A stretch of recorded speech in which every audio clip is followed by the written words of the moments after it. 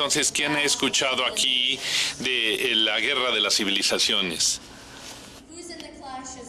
¿Quién está en esta guerra de civilizaciones o en este choque de civilizaciones? Un artículo sobre asuntos extranjeros es el Islam en el occidente que está en un choque.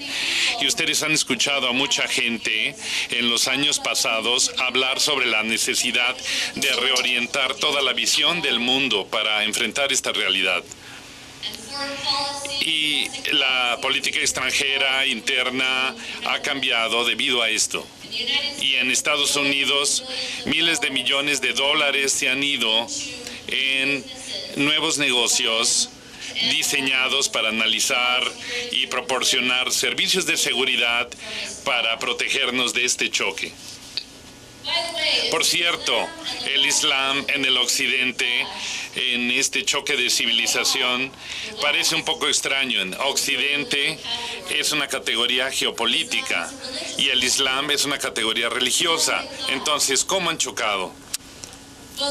Bien, esto es el miedo de las civilizaciones que se puede localizar en esta parte del mundo. ¿Saben dónde está México en las civilizaciones? No estaba muy seguro.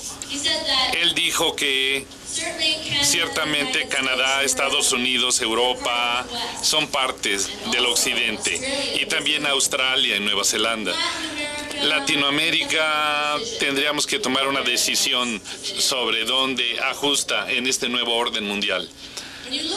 Cuando ustedes ven un mapa de la Tierra, esta categoría se vuelve aún más extraña. Cuando vemos cómo las religiones, la mayoría de las religiones siguen el mundo, pueden ver en verde el Islam, en rojo es cristianismo, en azul es el catolicismo cristiano. Tenemos una mezcla y luego tenemos estos bloques de color grandes. ¿Dónde está el judaísmo en Norteamérica? No sé. ¿Qué pasa con el judaísmo en Israel? ¿Es el mismo que en Estados Unidos o no? Entonces, ¿qué significa? Alguien va a decir, bien, la idea de una civilización occidental y su choque de civilización es un poco extraño porque estamos hablando de manzanas y naranjas, pero hay muchos que toman esta idea y piensan ciertamente que las dos mayores religiones del mundo, cristianismo e el islamismo, están en choque. Y lo que quiero que reflexionen hoy es qué piensan sobre las categorías religiosas, cómo se ven en su mente. El mundo de la religión, y si tomamos las dos religiones que constituyen juntas más del 55% de la población mundial, están en dos bloques como este, con dos fronteras muy distintivas, diferentes colores, diferentes entidades que existen en bloques que están en choque. De hecho, si vemos hacia atrás, antes de que se establecieran las naciones-estado y antes de esta idea del nuevo orden mundial, mucha gente pensaba en las identidades religiosas de esta manera. Podíamos sustituir donde dice Islam por cristianismo. Vivían en un mundo de símbolos y significado que los rodeaba. Y a menudo en el horizonte había otros mundos de los cuales sabían. Si ellos vivían en el siglo XII, en el norte de África o en el Medio Oriente, ellos sabían que había muchos horizontes ahí. Vivían en una sociedad multirreligiosa y sabían de ellas, eran parte del horizonte. Si ellos vivían en la Europa medieval, en el siglo X, o aún en otro tiempo posterior, según su nivel de educación, este horizonte podía subir de manera que no se dieran cuenta que había otros ahí. Pero no eran bloques equitativos en el mundo. Había un mundo donde se vivía con algunos horizontes diferentes.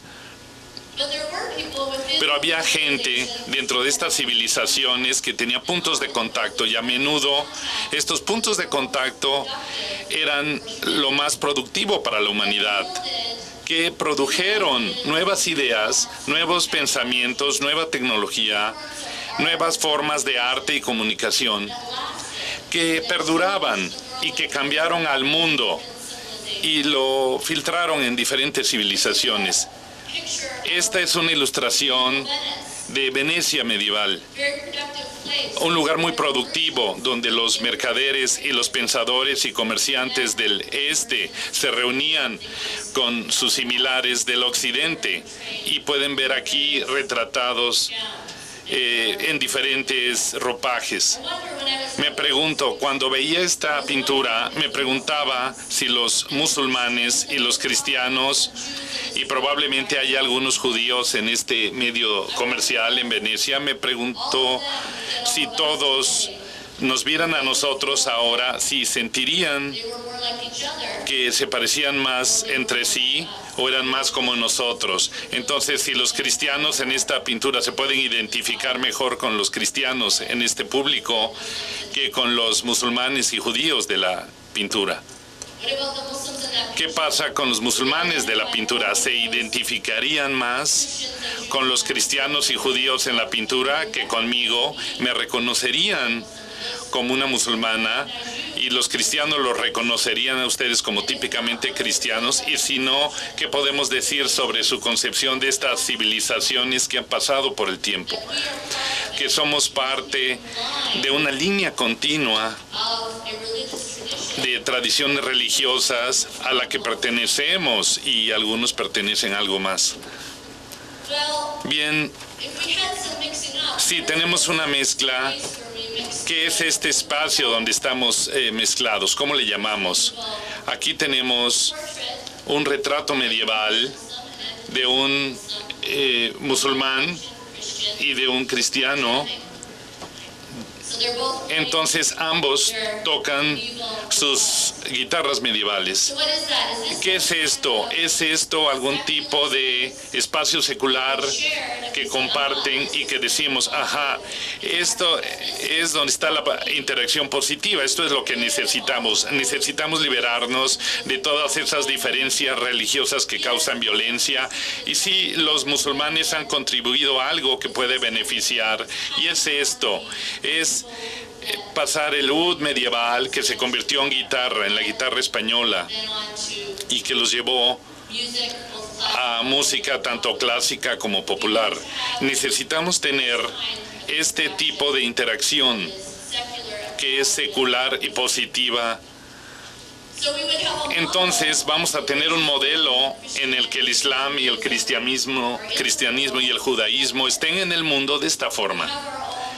Tenemos nuestras propias esferas, nuestros propios espacios, pero hay islas que flotan en este mar de espacio neutral.